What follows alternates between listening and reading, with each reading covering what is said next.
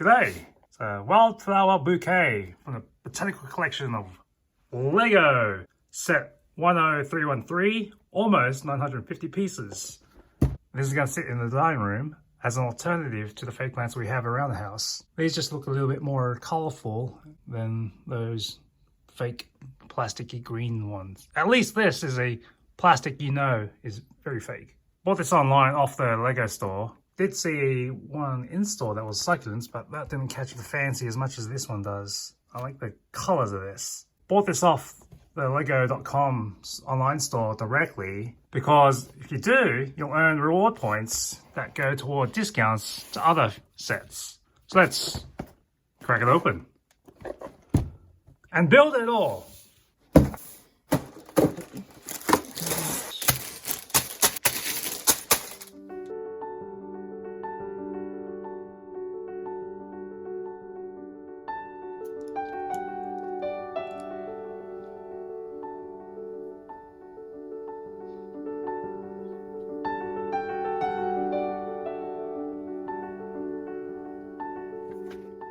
We've got a booklet here with the instructions and, handy dandy, names for each of these parts of the bouquet.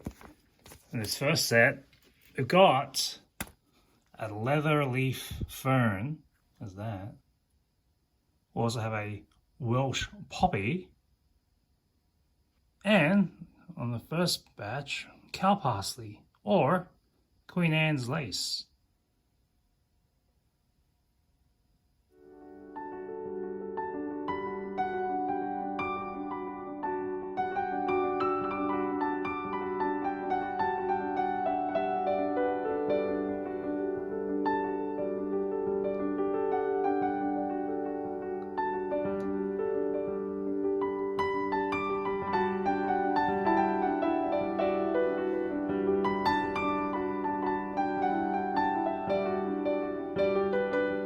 Here's the second section. We got Cornflower and Lavender. And a little top thing here looks like what they usually use for one of the minifig heads. I believe this two-parter is the Cornflower. Otherwise, I don't know what they are naming this white flower.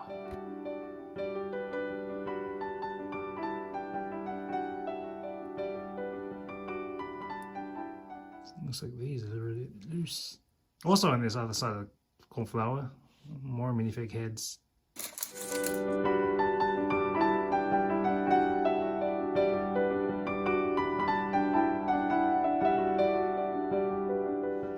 The third flower, or at least the third set of instructions, goes for Lupin. These little purple and pink things look like actually they come from hats.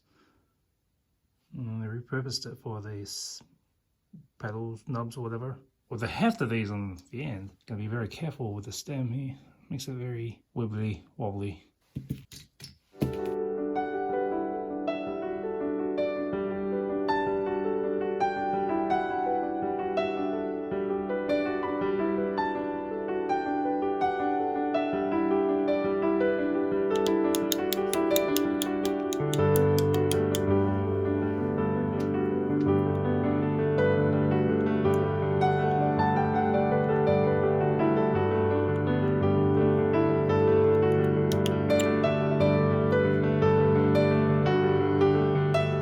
And the last batch, we have a Larkspur, which is this.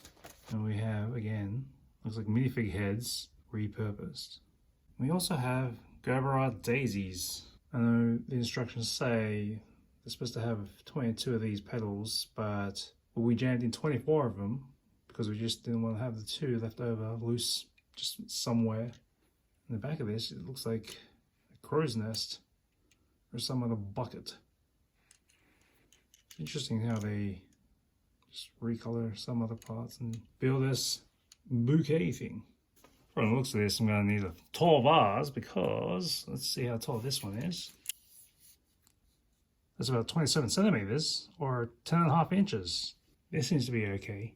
For the most part, these look to be stout. But something like a Lupin here, very top heavy, very wobbly. And I want to get a vase that's pretty high necked to reduce the chances of it bowing too much. The ferns are pretty rock solid. They're not moving anywhere. So that's what it looks like off the box. And after it's all assembled, here it is in the palm of my hand. Here's the vase I have on hand. The box does not come with one, or nor does it have instructions on making your own, but this one I have 7 by probably 18 centimeters, and a lip that's about 85 millimeters wide, or 3¼ inches. See how it stacks up on this. Larkspur, drop in the Gerbera daisies, drop in the top heavy Lupin, the Welsh poppies, Parsley, the Leatherleaf Fern that's just draped around the sides here. And lastly, we have the Cornflower and Lavender. So we have the box art here. That's a pretty stout looking vase, a little bit tall enough. Comparatively, we've got the same kind of feel based on the stems. I'm not exactly a florist, but this is what the bouquet is going to look like for now before we find the clearing on the bookshelf and actually leave it there.